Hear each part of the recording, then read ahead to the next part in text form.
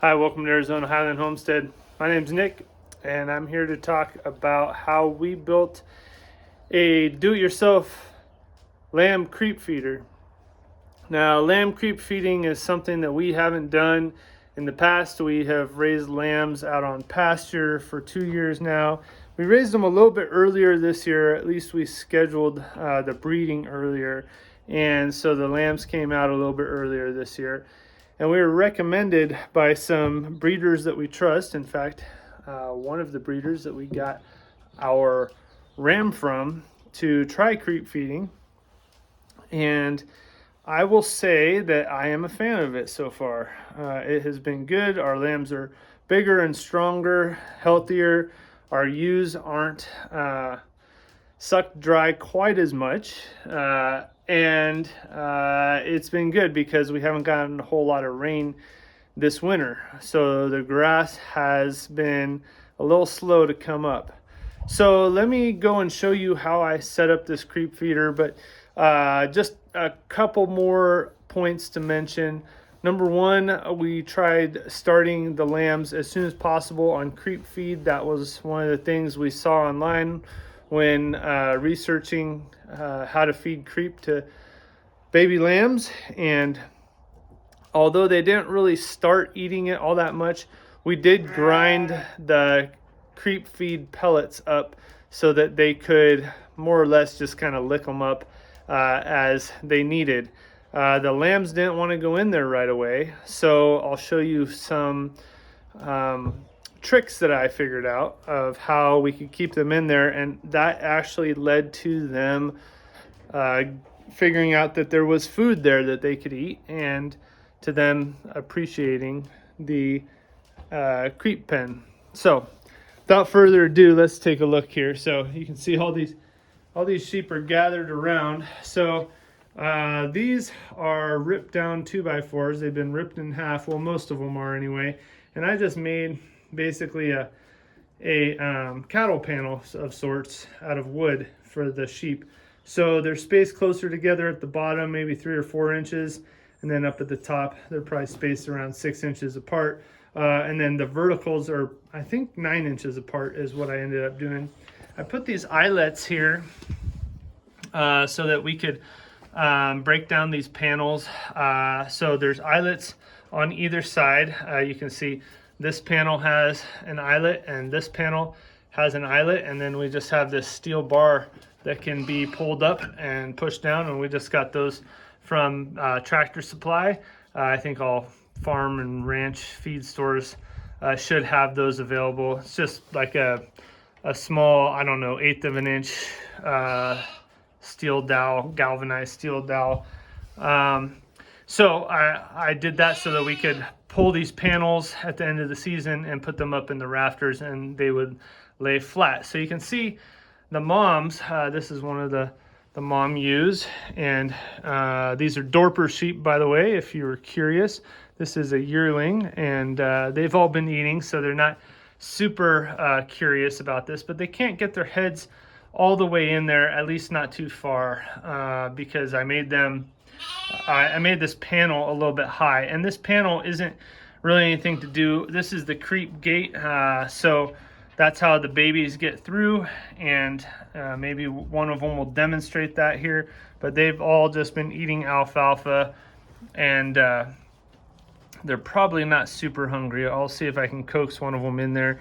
You can see that they're all very curious about it. They all the moms and the yearlings, that is, but they can't get their heads all the way in there, although they have tried. Here is a young lamb, and he is probably 5 weeks old now, and he may end up going in there. He's one that tends to go in there more than others, but let's see if we can just coax him on in there. All right, let's see, buddy. You go in there all the time. I know that it's not scary for you, but let's see. Will he go in? A little bit hard to do one-handed. There you go. There he goes. So these, I got this design from Lanessa Farms, and it's real basic. these are 2x6s on this side, so it gives us a little bit more depth, and a 2x6 here. And I just kind of did a rabbet cut here, just cut in part way. I did the same thing on the other side. These aren't pretty, these are just cut-offs from a build that we had over here, but you can see I rabbeted out or dadoed the top here, so it just sat in there. And then I glued these in here and threw some screws in there so they would hold. But you can see he's eating some alfalfa over there. But these are just ripped down 2x4s.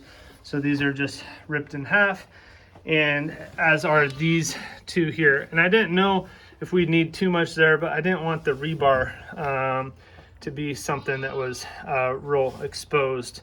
So you can see there's a bunch of holes here. Now Lanessa Farms, I'll try to find their video again and put it in the video description, but they had this idea and I just kind of went with it and tried it out myself. But I have holes here. You can see one of the older ewes is trying to get her head in there, and they can get in a little bit, but I just spaced these out so that we've got 6-inch spacing here and a 6-inch spacing here. And all these holes are designed, originally I thought maybe 4-inch gaps would be good, but even when they're real small, they couldn't get through the 4-inch gaps. I think this is a 4-inch gap on this side, just for reference. But this gap wasn't here just a few minutes ago. This one's real small, probably smaller than 4 inches, and that wasn't intentional. That is because I just moved this piece of rebar over one spot so that we could have 6 inches here, because we did have 5 inches. So I've got 4, 5, and 6-inch spacing, and I just drilled holes at those measurements. I just started at one side and I just went, and this side actually I don't think is quite 4 inches either. So just the spacing of these 2x6 that I had cut off just wasn't perfect spacing for having all of those numbers work out, but it's good enough. And having a couple is pretty good. We only have about a dozen sheep total here, so small operation. So having a entry and an exit is kind of the minimum that I would recommend. And these pieces of PVC are over the rebar, as you can see, so that the lambs can just slide through. And that was a tip from Lanessa Farms. They did a great job in explaining all that in their video. What they didn't do that we did, I don't think that they did these eyelets like this, but we have them in the barn, or in the wall of the barn too. I don't know if you can see that well. There you go. So you can see we've got one in the barn wall, and then one in the creep gate panel.